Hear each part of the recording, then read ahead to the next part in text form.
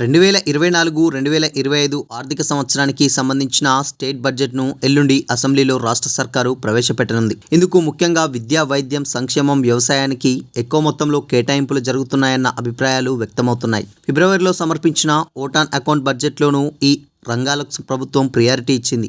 6 గ్యారంటీలు, సంక్షేమం, ఉద్యోగాల భర్తీ తదితర హామీలతోనే అధికారంలోకి వచ్చామని కాంగ్రెస్ ఓపెన్గానే చెప్పింది. తాజాగా పూర్తిస్థాయి బడ్జెట్లో సైతం వాటికి ప్రాధాన్యత తగ్గొద్దని ప్రభుత్వం భావిస్తున్నది. మరి ఓట్ ఆన్ అకౌంట్ బడ్జెట్ కన్నా ఈసారి ఈ 4 రంగాల కేటాయింపులు ఏ మేరకు పెరుగుతాయన్నది ఆసక్తికరంగా మారింది. నిరుద్యోగ సమస్యను ప్రభుత్వం ప్రతిష్టాత్మకంగా తీసుకున్నందున స్పష్టమైన హామీలను సైతం బడ్జెట్లోనే వెల్లడించే ఛాన్స్ ఉన్నది. వాస్తవిక బడ్జెట్నే రూపొందించామని ఓట్ ఆన్ అకౌంట్ బడ్జెట్ సందర్భంగా నొక్కి చెప్పిన డిప్యూటీ సీఎం బట్టి విక్రమార్క పూర్తిస్థాయి బడ్జెట్కు అదే విధానం కొనసాగుతున్నట్లు తెలిపారు. ఓట్ ఆన్ అకౌంట్ బడ్జెట్లో రుణమాఫీకి 31,000 కోట్ల కేటాయింపులు లేకపోవడంతో ఈసారి పూర్తిస్థాయి బడ్జెట్లో ఆ అంశాన్ని చేర్చే అవకాశాలున్నాయి. దీంతో బడ్జెట్ సైజ్ కొంత పెరిగే ఛాన్స్ ఉందని ఆర్థిక శాఖ వర్గాలు తెలిపాయి. బడ్జెట్లో విద్య, వైద్యం, వ్యవసాయం, సంక్షేమ రంగాలకు ప్రియారిటీ గణనీయంగా ఉన్నట్టు సమాచారం. ఆదాయ వర్గాలు పరిమితంగా ఉన్నప్పటికీ ప్రజల అవసరాలు, ఎన్నికల సందర్భంగా ఇచ్చిన హామీలకు అనుగుణంగా ఈ అంశాల్లో రాజీ పడే ప్రసక్తే లేదన్న అభిప్రాయాన్ని ప్రభుత్వం పలుమార్లు వ్యక్తం చేసింది.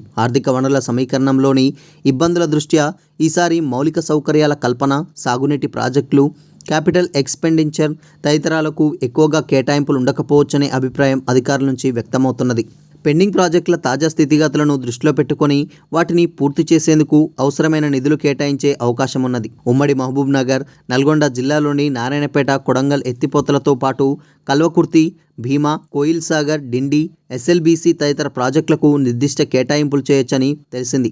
భారీ ఖర్చుతో కూడిన ఇరిగేషన్ ప్రాజెక్టుల జోలికి ప్రస్తుతం వెళ్లకుండా తప్పని అవసరాలకు మాత్రమే కేటాయింపులు చేయాలని ప్రభుత్వం భావిస్తున్నది. విద్యా మంత్రిత్వ శాఖను ఎవరికి కేటాయించకుండా సీఎం రేవంత్ రెడ్డి తన దగ్గరే ఉంచుకున్నారు. గత ప్రభుత్వంలో ఈ రంగానికి అన్యాయం జరిగిందని గతంలో వ్యాఖ్యానించిన సీఎం ప్రభుత్వ పాఠశాల లేని పంచాయతీ ఉండొద్దనే నిర్ణయం తీసుకున్నారు. సమీకృత రెసిడెన్షియల్ విద్యా వ్యవస్థలతో పాటు సెమీ రెసిడెన్షియల్ అంగన్వాడీలను ప్రాథమిక పాఠశాలగా అప్గ్రేడ్ చేయడం పైన ఇటీవల కసరత్తు చేశారు. ఇక ఐఐటీలను అడ్వాన్స్ టెక్నాలజీ సెంటర్లుగా మార్చే ప్రాసెస్ మొదలైంది. విద్యారంగ ప్రాధాన్యతను దృష్టిలో పెట్టుకొని టీచర్ల రిక్రూట్మెంట్ మొదలు, పాఠశాలలో మౌలిక సౌకర్యాల కల్పన, స్వయం సహాయక మహిళా బృందాలకు బాధ్యతలు అప్పగింత తదితర నిర్ణయాలు తీసుకున్నారు. ఓట్ ఆన్ అకౌంట్ బడ్జెట్లో పాఠశాల విద్యకు 21,389 కోట్లను కేటాయించగా ఫుల్ బడ్జెట్లో అది ఎంత పెరుగుతుందనేది ఆసక్తికరంగా మారింది.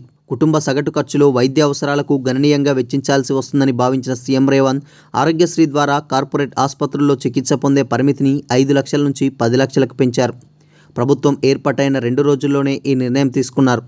రేషన్ కార్డులతో ముడిపెట్టకుండా ప్రతి ఒక్కరికి ఆరోగ్యశ్రీ కార్డులను అందించాలనే నిర్ణయాన్ని సైతం ప్రకటించారు. వైద్య విధాన పరిషత్ సిబ్బందికి ట్రెజరీ ద్వారానే వేతనాలు చెల్లించే విధానంపైన స్పష్టమైన నిర్ణయాన్ని తీసుకున్నారు. సూపర్ స్పెషాలిటీ ఆసుపత్రుల నిర్మాణం మొదలు కొత్త మెడికల్ కాలేజీల విషయంలోనూ గత ప్రభుత్వ నిర్ణయాలను కొనసాగించడంతో పాటు వీలైనంత తొందరగా వాటిని వినియోగంలోకి తీసుకురావాలని భావిస్తున్నారు. ఈ రంగానికి ఓట్ ఆన్ అకౌంట్ బడ్జెట్లో 11,500 కోట్లను కేటాయించగా ఈసారి దానిని ఎంతకు పెంచుతారన్నది కీలకంగా మారింది. సంక్షేమ రంగాన్ని ప్రతిష్టాత్మకంగా తీసుకున్న కాంగ్రెస్ ఇందిరమ్మ రాజ్యం అంటూ పలుమార్లు వ్యాఖ్యానించింది. 6 గ్యారంటీలతోనే ప్రజలు అధికారం ఇచ్చారని పలువురు మంత్రులు బహిరంగంగానే వ్యాఖ్యానించారు. వాటిని చిత్తశుద్ధితో ప్రజాభిప్రాయం అమలు చేస్తుందని ప్రకటించారు.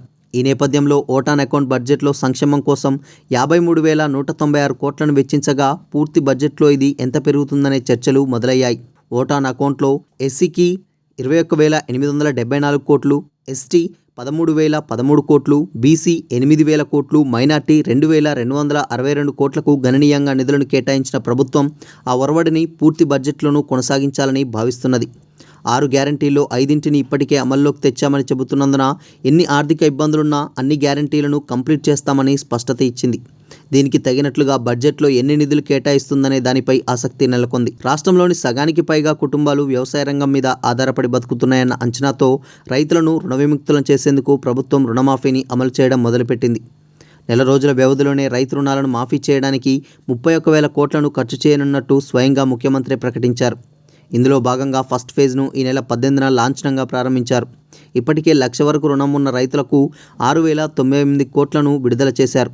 ఈ నెలాఖరుకు 1,50,000 వరకు రుణాలను మాఫీ చేసేందుకు ప్రభుత్వం ప్రయత్నాలు చేస్తుంది. 15 ఆగస్టు నాటికి మొత్తం 60 లక్షల రైతు కుటుంబాలకు అప్పుల భారం లేకుండా చేస్తామని సీఎం హామీ ఇచ్చారు. ఇందుకు అవసరమైన 31,000 కోట్లకు సంబంధించిన కేటాయింపులను పూర్తి బడ్జెట్లో చేయనున్నారు. కేంద్ర నిధులను వాడుకునే ఆలోచన సంక్షేమ పథకాల అమలులో వెనక్కి తగ్గేది లేదని స్పష్టమైన నిర్ణయం తీసుకున్న రాష్ట్ర ప్రభుత్వం కేంద్ర పథకాలకు సైతం తగిన మ్యాచింగ్ గ్రాంట్స్ జోడించి ప్రజలకు ఫలాలందించాలనుకుంది. గత ప్రభుత్వంలో అమలుకు నోచుకోలేకపోయిన ఫసల్ బీమా యోజన, జల్ జీవన్ మిషన్, ప్రధానమంత్రి ఆవాస్ యోజన లాంటి కొన్ని పథకాల కింద కేంద్రం నుంచి వచ్చే నిధులను సైతం వినియోగించుకోవాలని రాష్ట్ర ప్రభుత్వం భావిస్తున్నది. ఏ పథకాల కింద కేంద్రం నుంచి ఎంత వస్తుందో దానికి రాష్ట్ర ప్రభుత్వం మ్యాచింగ్ గ్రాంట్గా ఎంత కేటాయించాలో ఇప్పటికే లెక్కలు రెడీ చేసింది. బడ్జెట్లో ఈ పథకాల అమలుపై స్పష్టమైన ప్రకటన చేసే ఛాన్స్ ఉన్నది.